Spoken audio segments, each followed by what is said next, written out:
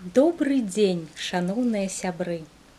Барысаўская цэнтральная раённая бібліятэка імя Каладзеева вітае вас і запрашае разам з намі да жывога чытання ў рамках рэспубліканскага праекта «Кожная пятніца роднае сваё».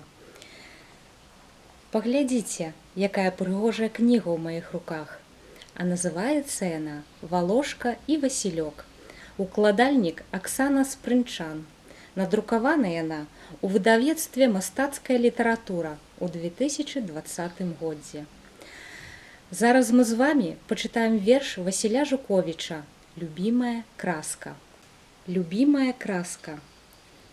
Прастор яе не вузкі, жыве валошкай у жыцьме, у мове беларускай, у беларускім жыце, на кубачку, талерцы, на ільняным абрусе і ў маім верным сэрцы, як сімвал Беларусі.